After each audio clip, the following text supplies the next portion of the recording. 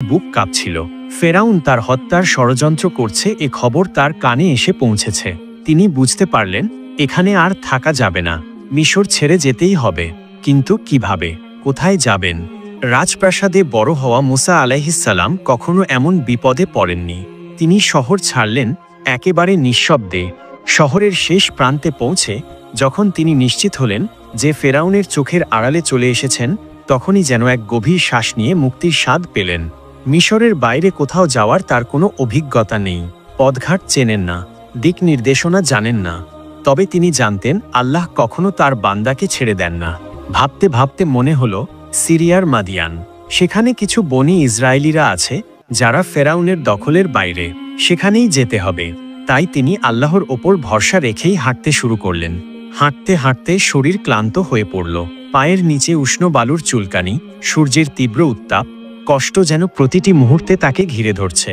তিনি দোয়া করলেন, হে আমার রব, আমাকে জালিমদের হাত থেকে মুক্তি দাও। এই কঠিন পথের কষ্ট আর অচেনা পরিবেশে আমাকে নিরাপদ রাখো। আল্লাহ তার দোয়া কবুল করলেন। অনেক কষ্টের পর অবশেষে মুসা আলাইহিসসালাম মাদিয়ানে পৌঁছালেন। তানার শরীর যেন আর চলতে চায় না, পা টেনে হাঁটতে হচ্ছে। ক্ষুধার যন্ত্রণা যেন দেহের সমস্ত শক্তি শুষে নিয়েছে। তৃষ্ণায় গলা শুকিয়ে গেছে, তবুও তিনি এক মুহূর্ত থামেননি। অবশেষে একটু বিশ্রামের জন্য তিনি একটা বড় গাছের ছায়ায় গিয়ে বসলেন। এই দীর্ঘ পথ তিনি পেরিয়ে এসেছেন, এটা আল্লাহরই কুদরত। কিন্তু এখন কি করবেন? হঠাৎ কিছু দূরে একটা কূপ দেখতে পেলেন। সেখানে অনেক রাখাল তাদের পশুদের পানি পান করাচ্ছে। কিন্তু তার চোখ আটকে গেল দুটি তরুণী মেয়ের দিকে।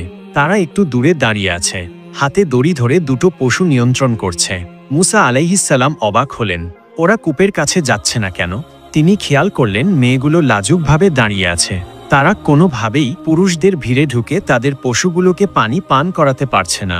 মাঝে মাঝে পশুগুলো এগিয়ে যেতে চাইলে তারা টেনে ধরে রাখছে, যেন রাখালদের ভিড়ে না মিশে যায়। মুসা আলাইহিসসালাম ধীরে ধীরে উঠে দাঁড়ালেন। যদিও তিনি নিজেই ক্লান্ত, ক্ষুধার্ত, দুর্বল, তবুও অন্যের বিপদ দেখলে তা উপেক্ষা করা তার স্বভাব নয়। হযরত মুসা আলাইহিসসালাম তাদের দিকে এগিয়ে গেলেন এবং তাদের কাছে গিয়ে সরাসরি জানতে চাইলেন, তোমরা এখানে দাঁড়িয়ে আছো কেন? মেয়েরা একে অপরের দিকে তাকালো।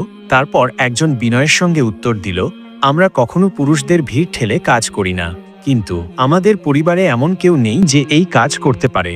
আমাদের বাবা খুবই বৃদ্ধ, তাই আমাদেরই এই কাজ করতে হয়। আমরা অপেক্ষা করছি যেন রাখালরা চলে গেলে তারপর আমাদের পশুগুলোকে পানি দিতে পারি। মুসা আলাইহিসসালাম মেয়েদের কথা শুনে একটু থমকে গেলেন। এরা তো বেশ অভিজাত পরিবারের মতো মনে হচ্ছে, তাহলে এমন কষ্ট সহ্য করছে কেন?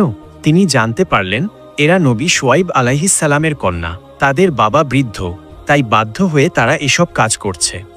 আর কোনো কথা নয়। তিনি এক দৃষ্টিতে কূপের দিকে তাকালেন, তারপর সরাসরি এগিয়ে গেলেন। ক্লান্ত শরীরের পরোয়া করলেন না, দুর্বল পেশির কথা ভাবলেন না। একাই রাখালদের ভিড় ঠেলে ঢুকে গেলেন। কেউ কিছু বলার আগেই তিনি শক্ত হাতে দড়ি টেনে পানির বালতি তুললেন, পানি কূপ থেকে উঠিয়ে আনলেন আর এক এক করে সেই দুই বোনের পশুগুলোকে পানি পান করিয়ে দিলেন। মেয়েরা কিছু বলল না, শুধু বিস্ময়ে তাকিয়ে রইল। এই অচেনা ক্লান্ত শ্রান্ত যুবক তাদের কোনো বিনিময় ছাড়াই সাহায্য করে দিল। কাজ শেষ হওয়ার পর তারা ধীরে ধীরে ঘরের পথে রওনা দিল। আর মুসা আলাইহিসসালাম তিনি আবার সেই গাছের ছায়ায় গিয়ে বসে পড়লেন। আর তখনই তার হৃদয়ের গভীর থেকে বেরিয়ে এলো এক দোয়া, হে আমার রব, আমি তোমার দেওয়া যে কোনো কল্যাণের মুখাপেক্ষী। মুসা আলাইহিসসালাম সেই গাছের নিচে বসেছিলেন, একেবারে নিঃসঙ্গ, ক্লান্ত, ক্ষুধার্ত, কিন্তু তার হৃদয়ে ছিল প্রশান্তি।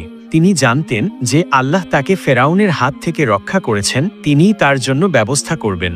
অন্যদিকে সেই দুই তরুণী দ্রুত পায়ে বাড়ি ফিরে গিয়েছিল। পথে তারা একটুও কথা বলেনি, কিন্তু মনে মনে তারা দুজনেই একই ভাবনায় ডুবেছিল, কে এই যুবক